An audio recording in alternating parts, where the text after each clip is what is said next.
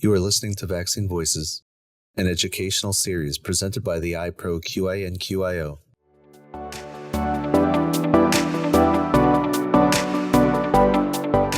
Welcome to the first in a series of audio learning modules that will focus on applying motivational interviewing, or MI, in long-term care settings. My name is Jeff Weatherholt, and I will be the host for this series. I am a motivational interviewing trainer and coach, and the principal at MI for Health. Motivational interviewing was developed by William Miller and Stephen Rolnick.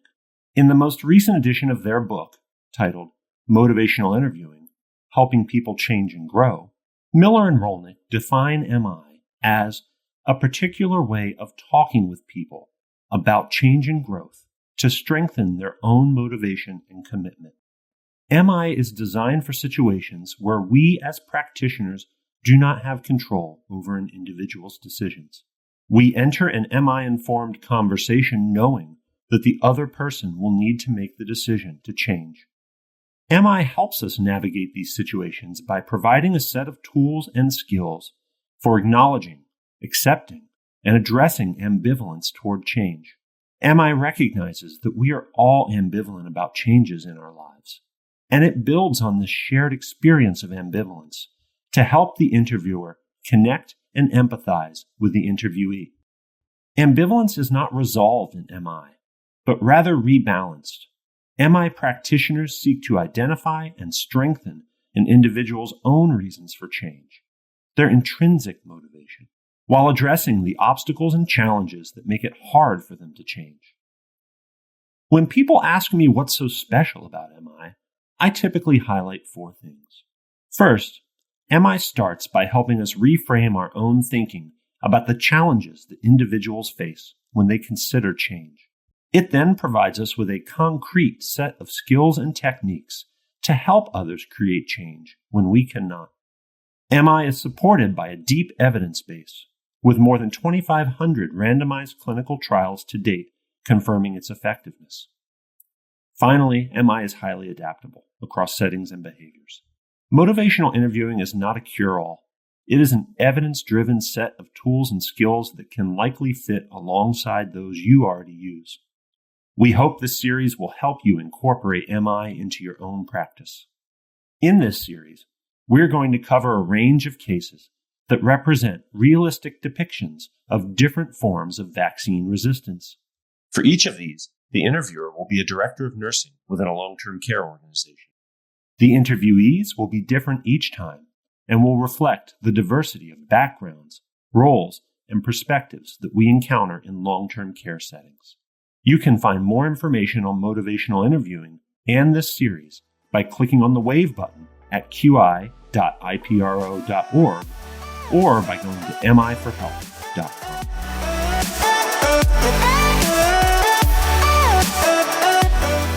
For today's case, we will be speaking with Marie, an administrative staff member in the adult long-term care facility where you work.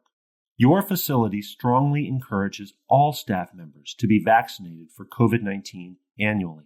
Marie has ignored 2 communications regarding a COVID-19 vaccine over the past few months. Marie did receive her initial vaccinations for COVID-19 in 2021 and one in 2022.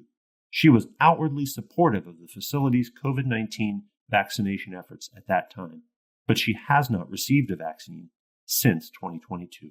Marie's case is a helpful reminder that not all vaccine resistance is strong, and that low-level resistance can still be challenging to address.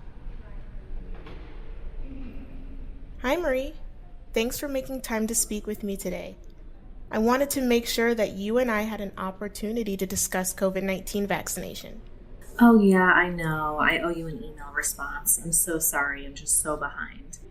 That's okay. It's been a busy time here. I know you have a lot on your plate. Yeah, I do. With as short-staffed as we've been, it's tough to make space. In all honesty, I kind of forgot these are still a thing.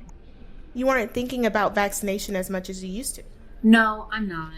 This was such a big deal for so long. I remember working here during the first few years of COVID. It felt like all we thought about. I remember that feeling too. Yeah, it was in every conversation we had. We were so worried for the residents and for ourselves. I'm glad we made it through. I hope we never end up back in a place like that. It was a hard time to work here.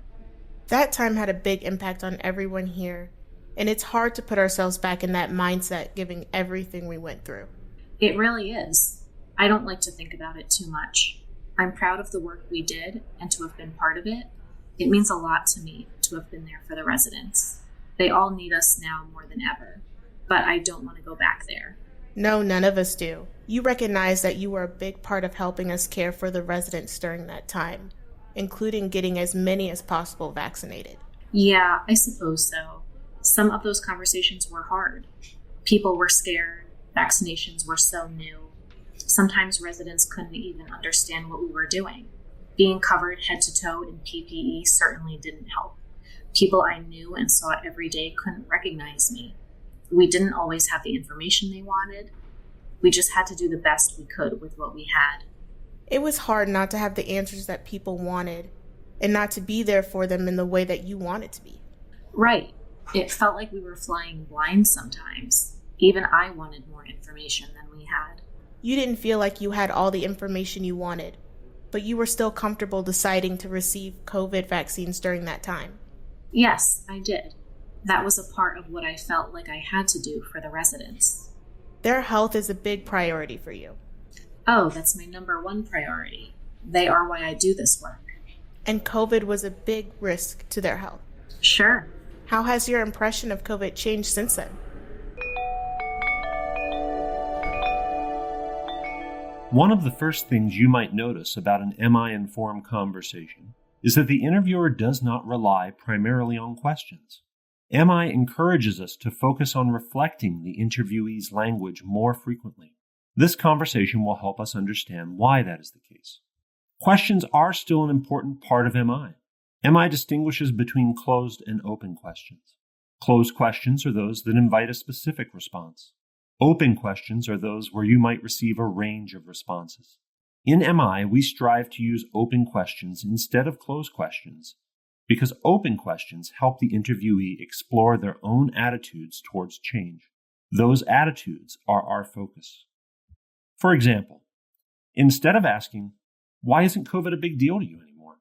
the interviewer in this scenario asked, "How has your impression of COVID changed?" This invites a broader range of responses, in part by communicating less of the interviewer's own viewpoint. Additionally, for the purposes of MI, a question doesn't always end in a question mark. Statements can become questions very easily. Any statement that expects an immediate and specific response from the interviewee is considered a question in MI. Consider this example. You didn't feel like you could help. This is likely to be received as a reflection of someone's feelings of powerlessness. There are many different ways in which an interviewee might respond to this. If I elevate my tone at the end of that statement, "You didn't feel like you could help," and this is more likely to be received as both a question and a judgment. The interviewee may feel as if they must respond immediately to my implied expectation that they should have helped. In MI, the tone of our responses can carry as much weight as our words. Let's hear what Marie thinks about how her impression of COVID has changed. I definitely feel like it's not as bad as it was. Nowhere near. People still get sick, but not like they did. Everyone has had COVID at this point. So many of us have had it multiple times. I feel like we are kind of getting used to it. I mean, everyone is saying how bad this winter would be, and it wasn't easy, but no winter ever is. You are less worried about COVID than you used to be. Oh yeah, I'm not sure that the vaccines are doing as much as they used to. I mean, it just feels like the virus keeps changing and the vaccines don't. We see a new strain of COVID every few months, and we just seem to have the same old vaccines. Sometimes it makes me wonder whether this is still worthwhile for healthy people to get a shot every year. I can understand how those observations might make you question the necessity of the vaccine. You feel like people are not getting as sick from COVID now, and at the same time you feel like people are getting sicker from their vaccines than before. That's right. I feel like this is something we have learned how to manage better. Not perfectly, I know. It is still a risk to the residents and folks who have other health issues or are immunocompromised, but we are in such a better place than we were a few years ago. I agree we are. You are still mindful of the risk of COVID to our residents, though. Motivational interviewing encourages us to rely heavily on reflections, or statements that build on what the interviewee has said. MI distinguishes between simple and complex reflections. A simple reflection is a restatement or rephrasing of something that the interviewee has said. A complex reflection attempts to build on what has been said by calling out meaning, feeling, or intention that the interviewee may not have voiced. This is both more challenging and more rewarding.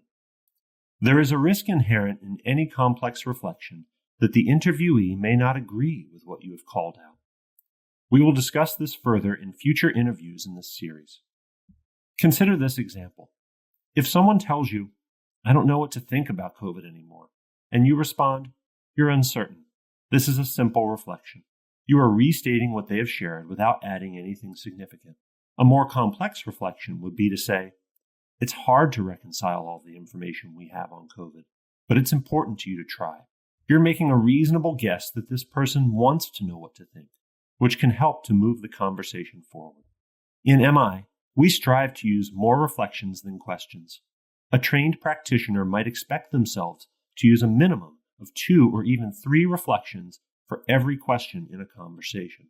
We do this because we know that thoughtful reflections help the interviewee explore their own attitudes towards change in ways that questions, even open questions, cannot. Reflections invite a range of reactions.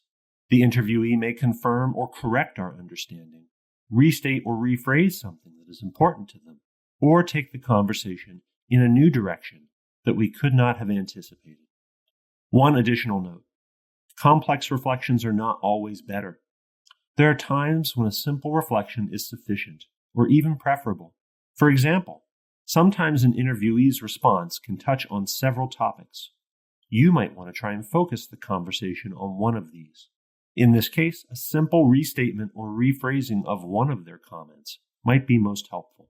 In the scenario we just heard, the interviewer used a complex reflection to call out meaning in Marie's comments. "You are still mindful of the risk of COVID to our residents," they said. Let's see how Marie responds to this. Sure, that's true. The risk to residents is still important. I mean, some of them are still getting pretty sick. I know that we had one resident who passed away after getting COVID after the holidays. She was already having a tough time, and it was just too much for her. We have gotten so much better at keeping them safe, but I know COVID is still a bigger deal for them than it is for me. You recognize that COVID is a greater risk to our residents than it is to our staff. Would it be okay if I shared a bit about the COVID vaccine's impact on transmission? Yeah, of course. Go ahead. I understand your concerns about the vaccine's effectiveness. Vaccinated people still get sick, but they get less sick less often, and they are much less likely to spread COVID to others, even when they are sick themselves. Sure, I guess I knew that. I haven't really been thinking about it that way. It's not a perfect vaccine. No vaccine is. But you see a lot of our residents every day. Being less likely to transmit COVID makes a big difference in terms of the risk to them. They are safer here when more of us are vaccinated. I guess that's true. I've been thinking about the side effects of the vaccine a lot. It seems like more people are getting sick after their shot, and you know how short-handed we have been. It's been a tough time to miss a shift. I certainly do. It's really important to you that you are here for the residents. It is. It's tough when someone has to miss a day. I know it's not always easy, but we are pretty good at covering for each other. You stepped up in a big way last month when Alejandra and Jess were both out at the same time. Oh my God, I forgot about that week. Don't remind me. I know it wasn't easy, but you were there for us when others couldn't be, and they would be here for you if you needed it. I honestly haven't seen more staff out the day after their vaccine than in previous years. It's been pretty consistent. Huh, that's good to know. It doesn't seem that way. Maybe we just talk about it more. I used to be good at getting my vaccines every fall. It just feels like it's a lot harder to make time for it now. You are frustrated that it's harder to make space for vaccination than it used to be.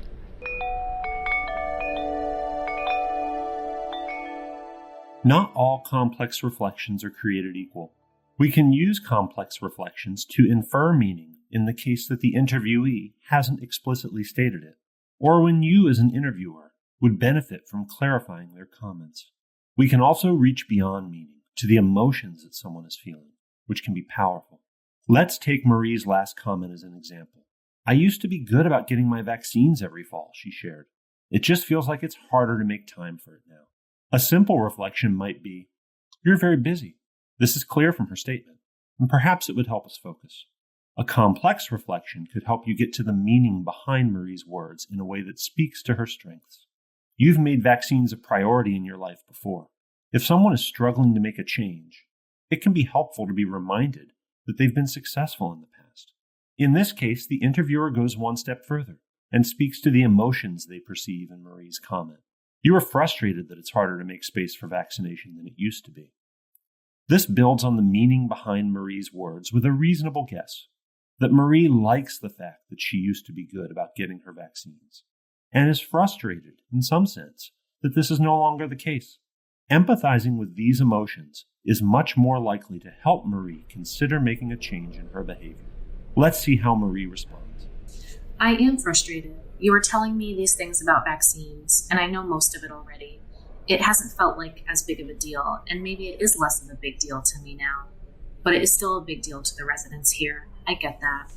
You recognize that the risk is very different for them than it is for most of us. Yeah, I do. How are you feeling about an annual COVID vaccine now? It's just something that I should do. I don't want to, and it's an easy thing to forget about and avoid. We are here for them, though, right? They're our priority. It means a lot to see how highly you value the residents' well-being. Thanks. I'm sorry you had to take the time to sit down with me and get me to do this. Oh, that's no problem, Marie. There is a lot to consider and a lot of information to navigate when it comes to vaccination. And we all have a lot on our plates. I get it. Is there anything else you're concerned about regarding the vaccine? No, there isn't. I'll make time for it this week. I really appreciate your willingness to talk through this with me and reconsider it. If you have any questions or need help with scheduling, just let me know. And if you need some time out for any reason, we have you covered. Absolutely. Thanks again for the conversation and for being so supportive.